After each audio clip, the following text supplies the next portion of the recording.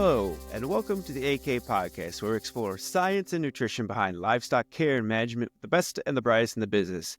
I'm your host, Chris Radke, part of the sales team here at Agri-King.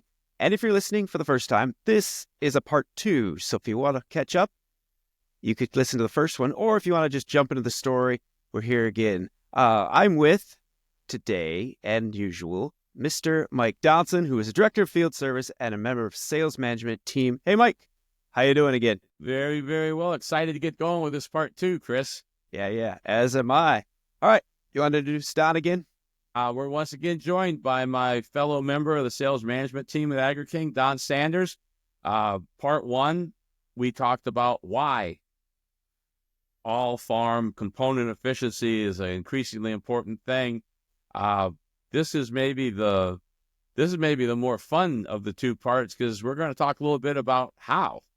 It's one thing to know you want this. Sometimes what's more important is knowing how to get it. So, Don, take us through some aspects that need to get covered to improve this on farms. We want to give people tips today on how to increase their component efficiency, and there's lots of ways to do that. I do want to back up a little bit, so I do want to encourage you to look at part 1, and then I'm not going to go through why I put all this stuff together for over 40 years and watch people succeed, but check out part 1.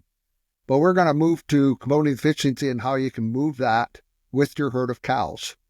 There are 3 basic ways that you can do things with, and then we'll get into other little things as we go on down this track.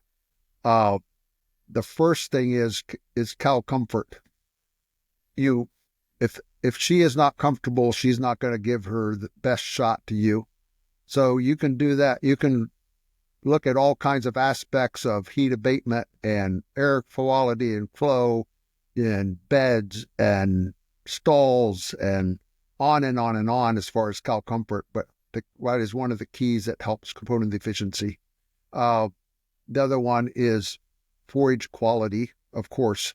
The higher quality forages, the more energy will be in there, the more energy in a usable farm for the cow. She will actually eat less and give the same or more because the calories are there to do it.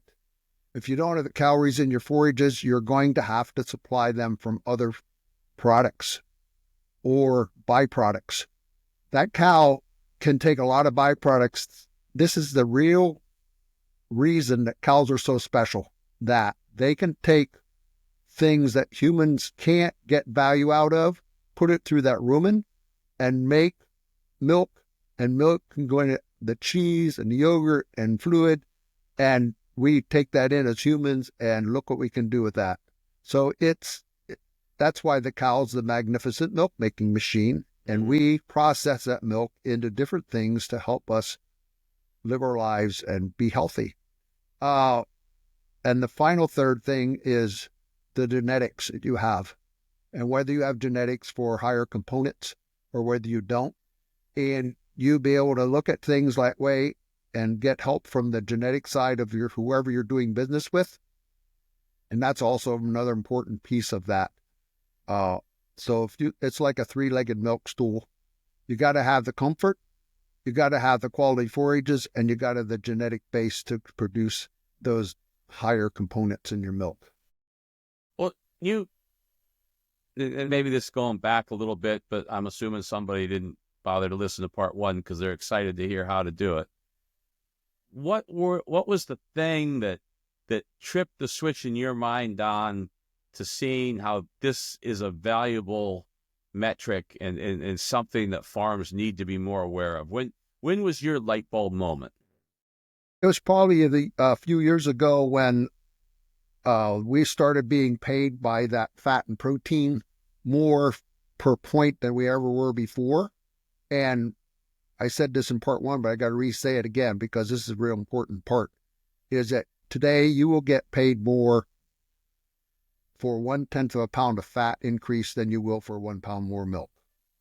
So you will concentrate that milk, and you'll pay per 100 for that milk to be leaving your dairy. So you're paying less hauling to carry more fat and protein away from your dairy. That's a win-win-win. So the how part of that is, I'm going to go straight back to forage quality, and I've watched forage quality for years get better and better, and combinations. It used to be growing up in a haylage, high moisture corn deal in the 60s to 70s. Then we switched more and more to corn silage. Today we're probably more corn silage based because I'm going to say this, it's not easier, but it's more uniform and is that way on a large scale. And then we're either putting haylage or there's a big switch to small grains, at least in my area. And I know that's not across everywhere, but growing up in Pennsylvania and also living 15 years in Wisconsin, I saw a lot of different ways to do it. I also served dairies in North Carolina for a few number of years, and that they feed cows somewhat differently there too. But the bottom line is cow's a cow. She's going to eat some forage to get that rumen mat to work correctly. And you got to have quality forage and digestible NDF. Digestible NDF is what is going to fuel that cow to increase higher components. And if you don't have digestible NDF, it won't happen. It can happen, but it won't be as easy, put it that way. And that all starts with fertility. And I know I'm not an agronomist, but I watched soil over the years. You know, Don, I'm maybe going to call you out on that because I've worked with you long enough and I've seen you say that you're not an agronomist, and then I watch you teach and make observations that very few agronomists are sharp enough to make. So you may not be able to hide behind that. I'm not an agronomist. Maybe not, but what I am is I look at forage samples for 40 some years and identified what is important for that forage to make the cow work. And it all starts in the field. And again, you cannot change soil structure in a few years. It takes a lot of time and a lot of understanding of what it takes for the roots to satisfy the rumen needs. And I got to say again, one of the aspects of that is sulfur, which we neglected for too many years because sulfur used to be free. It's called acid rain. It doesn't do that anymore because we cleaned it up. We took the sulfur out of the diesel fuel. It's clean. We have clean air. But that means you have to put sulfur, NPKs. They're all more important than they ever were before. The right ratios, the right time, the right application. And I've simplified this. I'm going to make two statements now. If you do not have sulfur at 0.1 in your corn silage, you don't have enough in your ground. And if your sulfur is not at 0.25 or higher in haylage and or small grains, again, you're short. But you got to remember sulfur leaches. So the more it rains, the more sulfur you need to apply. The higher the yield, the more sulfur you need to apply. And there's different types of sulfur. That's all I'm going to say anymore about that because it can be different in different areas in the U.S. But fair. Please get your agronomist on board and get samples and forage samples, tissue samples, and just get on the learning curve of that. That will help you. I got to say a little bit more, and I said I wasn't going to, but if you don't have enough sulfur, you will not get methionine, which is building block of protein and amino acid. The plant can grow them. But if it's sulfur not adequate, they can't do it. So that's my long, short sermon on sulfur. But thank you. That goes into quality forages. Of course, the maturity makes a big difference. So if you make it young, you'll have NDF digestibility increase. But if you make it too young, you won't have enough you can overdo it, not very often, but it can happen, that you don't have enough fiber in your rumen to make that work. So as people get more schooled in this, they are getting better and better and better eating quality forages on time and getting into the structure and the fermentation. And Agri-King is a product that will help you increase NDF digestibility. It will also decrease the shrink you have because we're going to control the heat. So building block number one that we can help you with is fermenting your forages correctly and having your calories there and not burn up in the fermentation process. Because the first thing that burns is sugar. The second thing that happens is fiber becomes more concentrated. We don't want that. We have digestible fiber, not lignin fiber. So, and then we, of course, Agri-King can help in lots of ways. We have a good supply of different enzyme products that can attack starch or attack other fiber portions of your diet. And we have seen an increase of 4 to 5% of NDF digestibility from forage by using our enzyme system. We just don't come out there and just say, this is what you need. We have to first find out what you need, do a lot of lab testing and understand how you're feeding your cows and get there. It's not something you just jump in and go. We got to understand where you are and where you want to go before we're going to plot the course to go there. It's just a lot of backup for us in Agri-King, a great team effort. It's not just single people. That's what separates us out.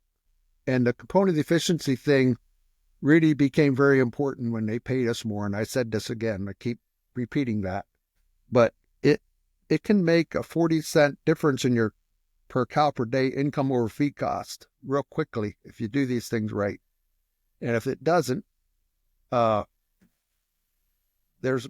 ways that we can help you get there if you want to go there. It's a matter of matching the carbohydrate to the fiber in that rumen to make sure it works all the time.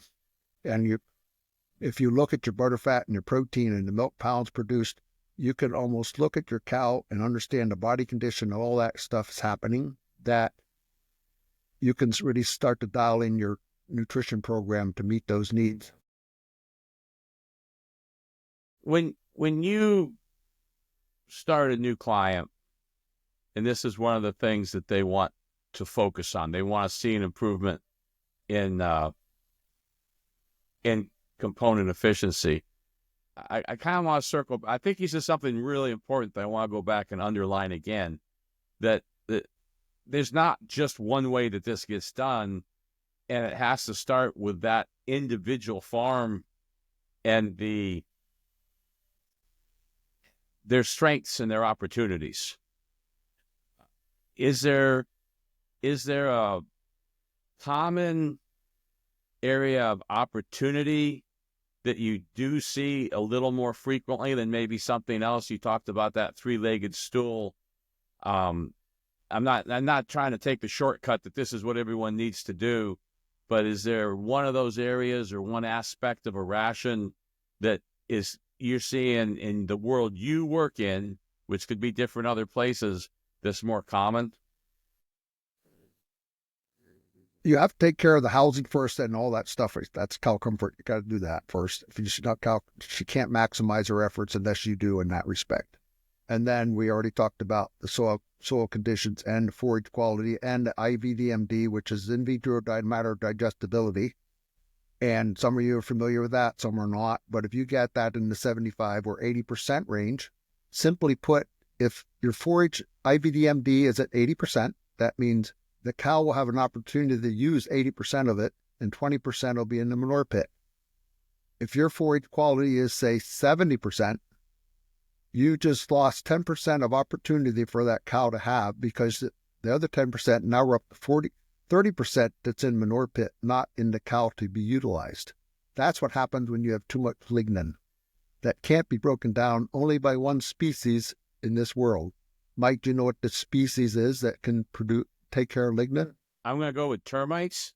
You got it. Okay. I got one. Yeah.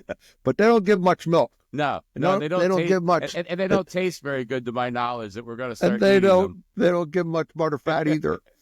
So, yeah, that's kind of a loaded question, but you gave the correct answer.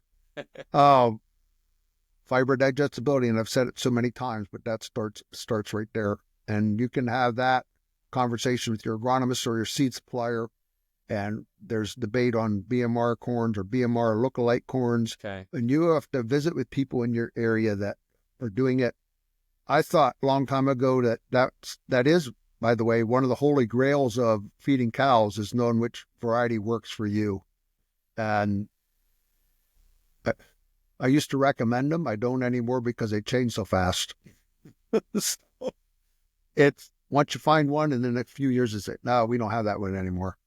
So they have to make some changes, but they've done a really good job with genetics and what's available to use.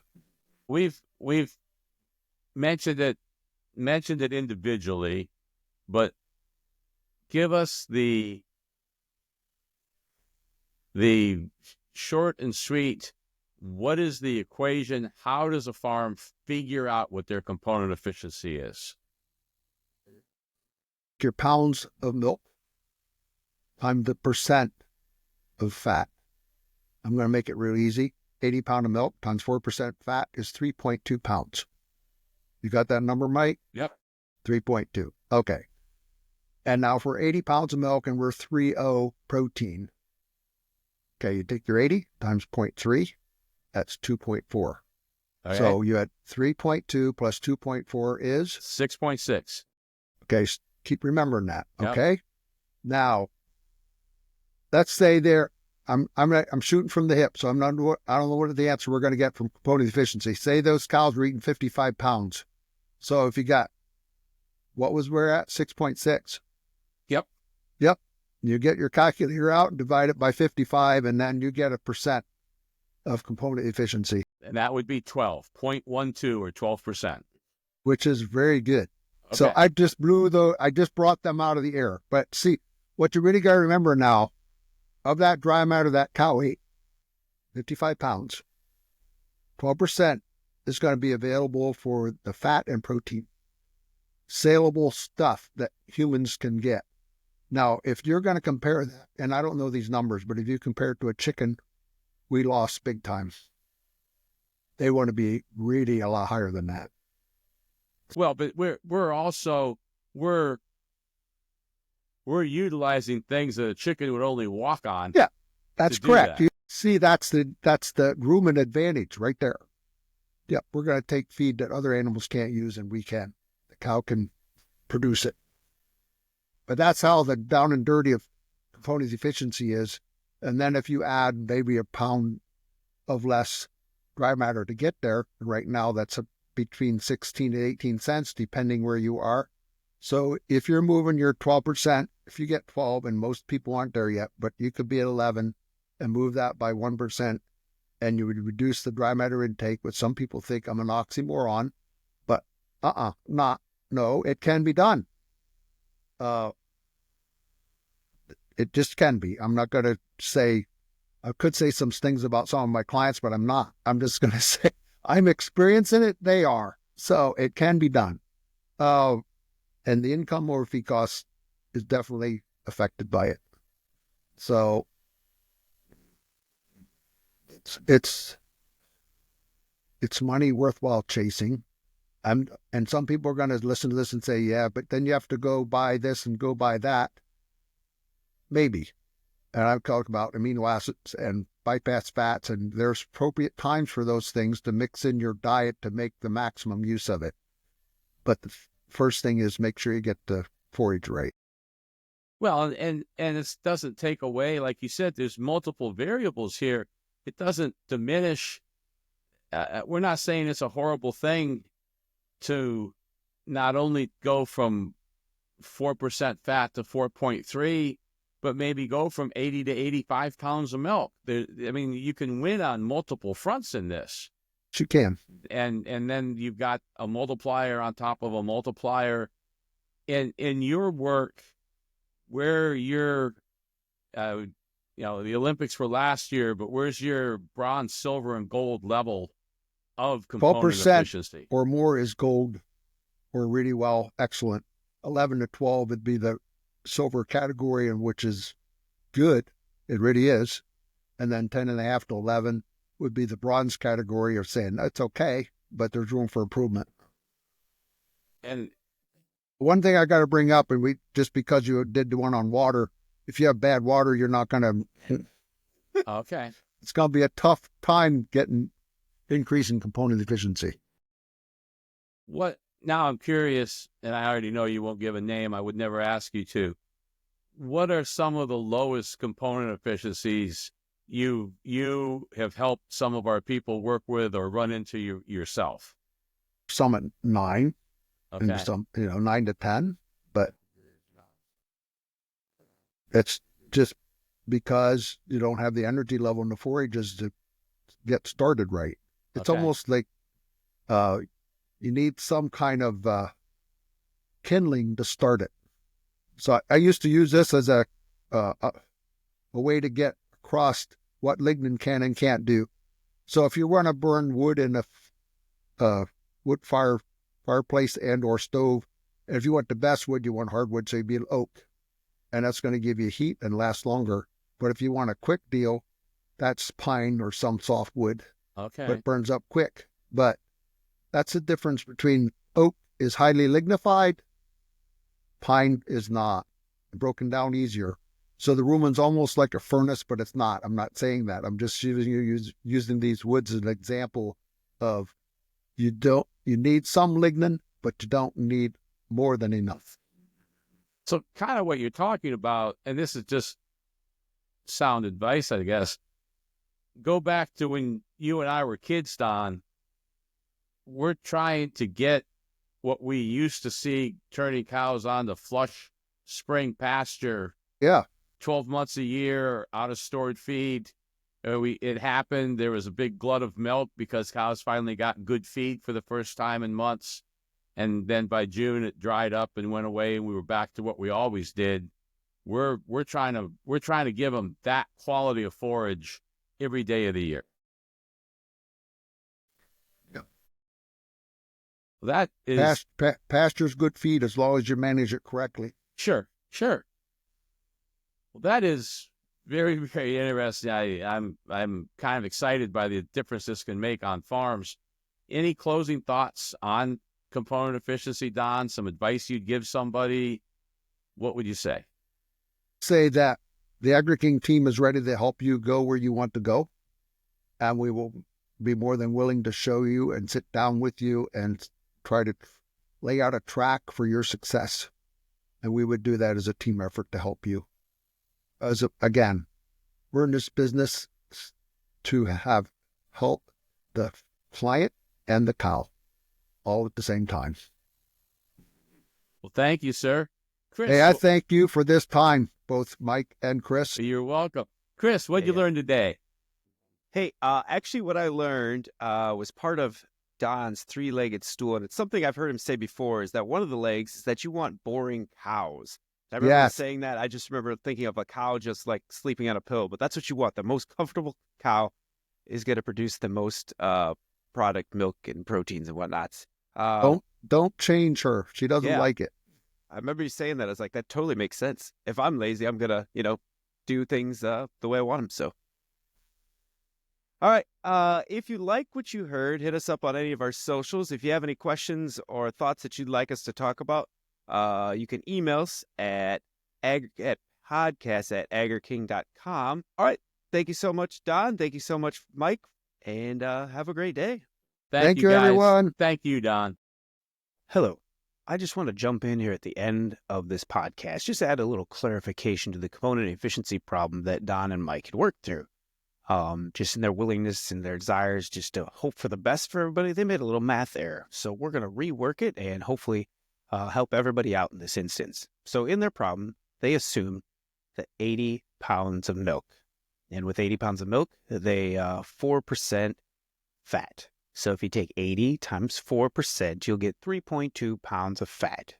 If you have 80 pounds of milk and you have 3% protein, 80 times 3% is going to give you 2.4 pounds of protein. Now you take the 3.2 pounds of fat plus the 2.4 pounds of protein, you're going to get 5.6 pounds of components. As opposed to, I think they accidentally got 6.6. I think this is where they got a little messed up, hoping for the best. But what they should have got is 5.6. You take the 5.6 pounds of components divided by 55 pounds of dry matter intake. You times that by 100 to come up with a percentage of 10.2%. And in Don's scale, this would actually be a bronze as opposed to, I think the formula they got 12%, which would have been a gold. But unfortunately, in this example, they should have gotten a 10%, 10.2%, which would be a bronze, which means it's good, but there's room for improvement. So thank you so much for allowing us to improve. Thank you so much for just listening to us. And if you have any questions or things that you notice, please reach out to us at podcasts@agriking.com. And thank you so much for our fact checkers. Thank you so much. Have a wonderful day.